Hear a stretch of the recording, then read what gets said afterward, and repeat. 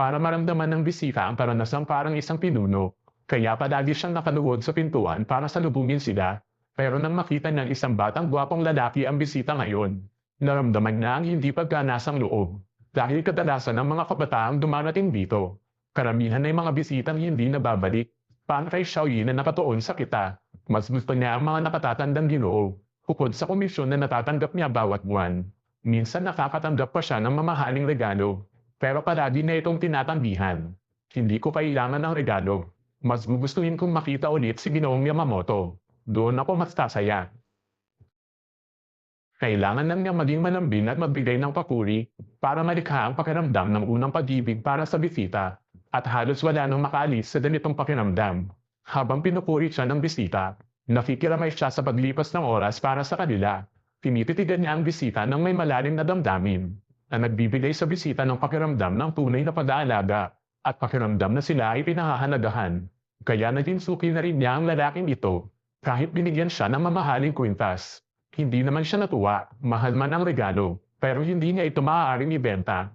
Mas gusto niyang maging praktikal ang bisita. Mas okay sana kung magdagdag na lang sila ng oras. Nakaniga siya sa kama habang nagpapadala ng punway mensahe. Pagwari tinatanong kung nakauwi ng ligtas ang bisita. Pero ang totoo iniimbitahan na itong bumalik bukas. Kung mahulog man ang bisita sa kanya ay mas mabuti. Dahil ano man ang sabihin niya. Taging iniisip ng bisita na may gusto rin siya sa kanila. Kaya patuloy silang nagbibigay sa kanya ng magandang kita. Pero nang makita niya na ang bisita ngayon ay isang batang lalaki, nawala ang good mood niya. Pero dahil sa professionalism niya, hindi niya ito ipinakita. Kaya tinlaton niya ang binata tulad ng ibang bisita. Pero hindi tulad ng mga nakatatandang ginoo. Ang kilos sa pananalita ng lalaki ay kakaiba. Parang unang beses niya pumunta rito. Habang tinutulungan niya itong isabit ang damit ay napansin niyang mamahalin ang suot nitong suit. At pati relo na suot nito ay sikat na brand. Hindi niya maiwasang magduda na baka mayaman ang binatang ito. Kaya nang unang magsalita ang lalaki, mabilis na maganang malungungad si Xiaoyi sa harap niya. At nakinig kung ano ang sasabihin niya.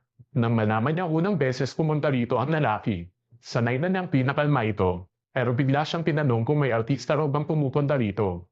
Kahit hindi pa siya nakakasalubong ng artista, sinabi na may ilang sikat na tao raw na siya mismo ang hinahanap. Pero dahil sa privacy ng bisita kaya hindi niya pwedeng sabihin.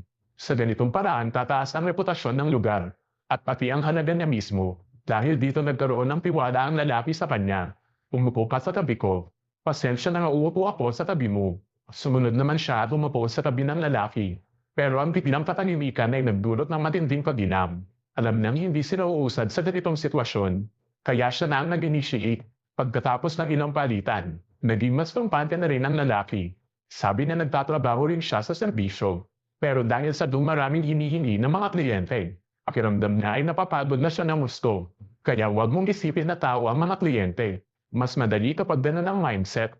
Tinanong niya si Xiaoyi kung yun ba ang paraan niya. Pero hindi na ito sinagot. Bagkos ibinalik pa niya ang tanong dito. Sa sandaling iyon naparamdam ang lalaki ng hindi pa niya nararanasan doon. Siya pala ay miyembro ng isang idol group.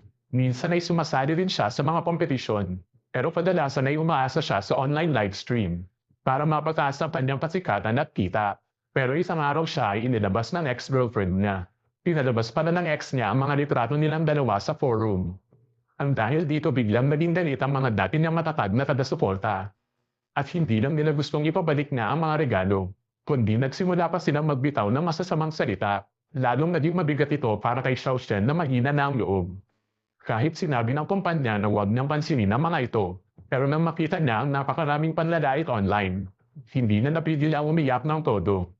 Nagpadala siya ng mensahe para magpa-schedule kay Xiaoyi. Dahil bukod sa kanya, wala pala siyang tunay na kaibigang masasabihan ng totoong nararamdaman. Napansin ni Xiaoyi na mas mapadla at mas pagod ang itsura ni Xiao Shen kaysa dati. Kaya agad na itong tinanong na may lamang kung ano ang nangyari. Ikinuwento niya ang lahat ng naganap at sinabing pakiramdam niya ay malapit na siyang mabaliw. Isang lumang litrato lang naman iyon. Pero biglang nagbago ang lahat ng kanyang solid fans. Takot pa siyang baka mahanap ng fans ang bahay niya. At saktan siya. Agad siyang pinutol ni Xiaoyi sa kanyang maling iniisip. At sinabing may batas naman na nagpoprotekta sa kanila. Pagkatapos ay patuloy niya itong inaliw. Iniisip mo ba na lahat ng taong humahanga sa iyo ay mababait? Ha? Kapag dumarami ang nagiging taga-suporta mo, kasabay din itong dumarami ang mga taong mahirap pakitunguhan. Lalo na kung ikaw mismo ay nagiging isang produktong sinusubaybayan. Parang kapag nakakita ka ng isang insekto na pumasok sa bahay, wala namang taong tatawag sa kanya para makipag-usap ng maayos, na ito ay bahay ng tao at huwag pumasok, tama ba? Dahil alam natin hindi mo siya kayang kausapin na maayos. Kaya pinapatay ang insekto. Ano ba, hindi ko naman sinasabing gawin mo yun, halimbawa lang. Ibig kong sabihin kahit fan sila, kapag nakakasakit sila sa'yo, hindi mo kailangang seryosohin sila. Dahil sa payo ni Xiaoyi, nakaramdam si Xiao Shen ng ginhawa at nakatulog sa kanya. Mayaman siya at magandang itsura. Kung hindi lang sana siya bisita. Sandali iyon yata ang linya na madalas sabihin ng mga bisita. Kahit isang iglap lang iyon, mabilis siyang nagising sa realidad. Relasyon ng nila ay kliyente at kadapag-serbisyo. Delikado ang dalawang pag-iisip. Pagkatapos ng oras ay ginaisang niya si Xiao Shen. Bilang pasasalamat, inimbitahan niya si Xiaoyi na lumabas para uminom sa susunod. Pero hindi ito nagustuhan ni Xiaoyi. Kita mo gustong lumabas nang walang ginagastos ang ganitong tipo ng tao. Dahil na wala namang nangyari sa atin ngayon. Umaasa siyang may mangyari sa labas ba. Pero kahit ganoon ang iniisip niya, tinanggap niya pa rin ang imbitasyon. Pero hindi niya alam na ang paglabas na iyon ang magpapalapit sa kanilang dalawa. Hindi lang sila nalasing ng todo sa bar, kundi umuwi pa siya kasama si Xiao Shen. Nang magising si Xiaoyi kinabukasan, nagsimula siyang balikan ang nangyari kagabi. Nakakatakot para sa kanya ang ganitong pagunlad, lalo na ang pagiging maalaga at mabait ni Xiao Shen. Kaya hindi siya mapakali. Kaya matapos kumain ng takeout, nagpaalam agad siya. Pwede bang sa gabi ka na umalis? Gusto rin man niyang pumasok at kumita. Ang lumabas sa bibig niya ay ang manatili muna. Naglaro sila ng laro at nagtawanan ng masaya hanggang biglang tanungin siya ni Xiao Shen kung may nobyo ba siya. Nang malaman niya wala, para siyang nabulutan ng tinik. Kaya nakikita ni Xiaoyi na isa rin siya sa mga taong iisipin na may pag-ibig dahil lang sa nangyari. Tinatatakutan niya ang dalawang klase ng pag-iisip. Ayaw niyang mahayla sa ganitong emosyonal na kumunoy. Ang gusto lang niya ay kumita at makatapos ng pag-aaral. At nagkakilala naman sila dahil sa trabaho. Nakatanggap siya bigla ng mensahe para sa isang appointment. Kaya nagmadali siyang magpaalam kay Xiao Shen. Pero habang paalis na si Xiaoyi, nasabi niya ang totoong pangalan niya sa kanya. Pero sa pagtalikod niya, biglang naging seryoso ang mukha niya. Dahil pinakaayaw niyang nabubulo ang sariling ritmo. Kaya niya pinipilit ang sarili na magtrabaho at kumita dahil pera lang ang nagbibigay sa kanya ng seguridad. Mula nang may nangyari sa kanila ni Xiao Shen, naging balisa siya at hindi mapalagay. Kaya naisip niyang lumabas para uminom. Pero nang tingnan niya ang mga contact sa phone niya, napagtanto niyang wala siyang kahit sino mapagsabihan. Naisip niya tuloy sina Xiao Shu at Li Nine.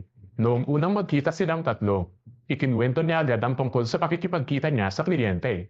Gusto niyang marinig ang opinion nila. Sumang-ayon si Ninay na sanay makinalubilo sa mga lalaki. Pero si Xiao Shu na matapang at malinaw ang isip ay tumutol. Dahil kapag naging totoong relasyon nila ang kliyente, pipilitin silang tumigil sa trabaho. At kalaunan lalaki ang magiging tanging sandalan nila. Pero kapag nagsawa ang lalaki, iiwan lang sila nito. Sa muli pareho pa rin ang pahihinatnan. Tanging hipon lang ang makapagbibigay ng lakas ng loob. At karapatang tumili ng buhay. Sumang-ayon si Xiaoyi sa sinabi ni Xiao Shu. At naging malinaw muli ang isip niya. Naintindihan niyang kapag umiibig nagiging mahina ang pag-iisip, trabaho at pag-iipon ang tanging daan palabas. Kapag walang pera nagkakaroon ng takot. At nawawala ang espasyo sa puso. Alam ko kapag may pera mas marami kang pagpipilian, tama. Tama at isa pa pera lang ang hindi katatalikuran. Pareho tayo ng iniisip. Kahit nagdesisyon na siyang magpakatino at magtrabaho. Pero ang pag-ibig ay hindi naman kontrolado ng utak. Simula noon madalas niyang maalala si Xiao Shen. Pati sa pakikitungo sa mga kliyente nawalan siya ng sigla. Nakatanggap siya ng paanyaya mula kay Xiao Shen. Kahit iniisip niyang walang mabuting mangyayari sa muli nilang pagkikita, pumayag pa rin siya. Pero kalagitnaan ng pagkain, bigla siyang inimbitahan ni Xiao Shen na pumunta sa bahay nito. Agad siyang nainis. Ano ba ang ibig mong sabihin? Punta sa bahay mo para matulog na naman. At magpalipas ng oras hanggang bukas, talagang pare-pareho lang ang iniisip ng lalaki. Laging inuuna ang pagnanasa, ayaw niyang makipaglaro ng love game. Pero sinabi ni Xiao Shen na hindi yun ang ibig niya. Dahil halos nawasak siya dahil sa ex niya kaya hirap na siyang magtiwala. Si Xiaoyi lang ang nagbigay sa kanya ng lakas sa pinakamasama niyang panahon. At sa tingin niya na pagkapatiwalaan si Xiaoyi. Dahil isa siyang artista, Hindi siya basta maaaring makipagkaibigan. Gusto lang daw niya maging kaibigan si Xiaoyi. Kung hindi mo sasabihin ng malinaw, hindi ako papayag, ano ba talaga ang gusto mo? Pwede ba tayong maging magkasintahan? Ano ang ibig sabihin mo dyan? Hindi ko alam kung iniiwasan mong maging responsable. Bakit mo tinatanong ng ganyan kung gusto kong makipagrelasyon? Iloloko mo ba ako? Hindi, sorry, wala akong ganong intensyon. Kung ganon, ano ba talaga ang ibig mong sabihin? Parang napakadali para sa iyong sabihin ng makipagrelasyon. Hindi ako titigil sa trabaho. Nagdesisyon na akong pumita hanggang Europe at ang pangalapal di maaari bago bumalik sa universidad. Kaya ang relasyon para sa iyo ay salita lang ba? Gusto mo ba talaga ng relasyon o libreng pakikipagkita? Sinabi niya na matagal na itong pinag-isipan bago sabihin sa kanya. Hindi man niya gusto ang trabaho ni Xiaoyi. Handa siyang mag-adjust para sa kanilang dalawa. Hindi raw lahat ng lalaki ay puro pagnanasa ang iniisip at hindi lahat ay inuuna ang makamandong bagay. Ang seryosong sagot ni Xiao Shen ay nagpalitong kay Xiaoyi at napagtanto niyang siya pala ang nagkamali ng akala. Itinuturing niya ang lahat ng lalaki na parang mga kliyente sa trabaho. Kaya nang makita niyang inabot ni Xiao Shen ang kamay niya, pumayag agad si Xiaoyi sa pakikipagrelasyon. Tulad ng ibang bagong magkasintahan.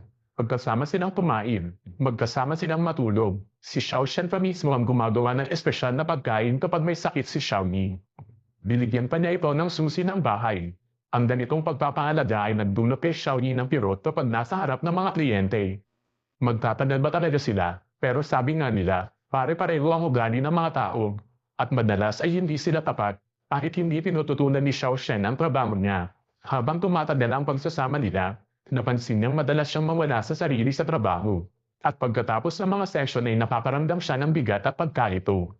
Maging ang performance niya sa kumpanya ay bumaba, at bumaba rin ang kita niya. Hindi niya mapigil ang mag-isip ng mag-isip, kung binilaan niya ang oras sa pag-ibig sa trabaho na lang. Siguradong mas malaki sana ang kinikita niya ngayon. Nagpakahirap siyang kontrolin ng buhay niya. Kaya pagkatapos ng high school ay iniwan niya ang ampunan. Lumuwas siya sa Tokyo para mag-ipon para sa kolehiyo at gastusin. Kaya sinabi niya ang problema niya sa isang katrabaho. Nang malaman nitong nakikipagrelasyon siya sa kliyente. At lalo na dahil gwapo at mayaman ang lalaki. Pagkat nitong iminungkain, iwan niya ang trabaho at magpakasal. Pero ayaw umasa ni Xiaoyi kaninuman. Hindi pwede. Pumaasa ako sa ibang tao, parang manulubog ako sa impyerno. Ang pera ko dapat galing sa sarili kong kamay. Gusto ko nga po ang may hawak ng kinikita ko. Pero sabi ng katrabaho niya na ang ganitong lalaki, padaling maging target ng ibang babae. Ngayon hindi pa niya pinapansin ang trabaho ni Xiaoyi. Pero sigurado ba siyang hindi magbabago yun balang araw? Nabahala si Xiaoyi sa sinabi nito. Pero nang makita niyang sinundo siya ni Xiao Shen, agad niyang itinapon sa isip ang problemang iyon. Sa totoo lang, balak na noon pagsabayin ng trabaho at pag-ibig. Pero habang lumalalim ang nararamdaman niya kay Xiao Shen, lalo siyang nababadabag sa pagtanggap ng mga kliyente. Minsan tinatanggihan pa niya ang mga imbitasyon dahil gusto niya umuwi ng mas maaga para makasama si Xiao Shen. Umaasa siyang matulungan siya nitong kalimutan ng sakit, mawala ang kaba at pag-aalala sa trabaho. Pero naisip din niyang umalis na sa industriya dahil ang sarili niya ngayon. Hindi na kaya magtrabaho tulad ng dati. Kung mananatili siya kay Xiao Shen, kailangan nang iwan ang kasalukuyang trabaho. Kahit sapat ang naipon niya para sa kolehiyo, natatakot siyang mabuhay nang unti-unting nauubos ang ipon. Nababalisa siya sa pag-iisip kung mawawala ang seguridad niya. Pero ang saya niya kay Xiao Shen ay hindi na mabatiwan. At sa dami ng iniisip na nitong mga araw, halos nakalimutan niya kung paano niya hinaharap ang kliyente dati. Pakiramdam niya ay gugulo siya, habang nagdadalawang isip pa siya tungkol sa pag-resign. Nauna si Xiao Shen na mag-alok na itigil niya ang trabaho. Sabi niya susubukan niya kumita gamit ang sariling pangalan sa livestream, at manirahan na lang si Xiaoyi sa bahay niya para makatipid. Alam niyang sapat na ang naipon ni Xiaoyi para sa pag-aaral. Kaya wala na raw dahilan para magtiis pa siyang kumita sa ganoong paraan. Pero hindi iyon ang iniisip ni Xiaoyi. Dahil kapag mawalan siya ng kita, unti-unti siya maasa kay Xiao Shen sa pera at emosyon. Kapag hindi sila nagpadan, pagsisisingan niya ni na tinita ang ilang daang libong yen. Gusto niya si Xiao Shen. Pero lumaki siyang kapos sa pera. Nang manahimik si Xiaoyi, nag-order si Xiao Shen ng mamahaling alak para pasalamatan siya. At hindi na inakalang sobrang maantig siya. Dahil mula pagkabata hindi siya nakaranas ng may kasabay sa pagdiriwang. At walang gumagawa ng ganito para sa kanya. Sandali pa ay naramdaman niyang baka okay rin na mabuhay kasama si Xiao Shen. Masaya niyang kinunan ng larawan ng alak at ipinost online bilang alaala. Pero hindi na inakalang mangyayari yon.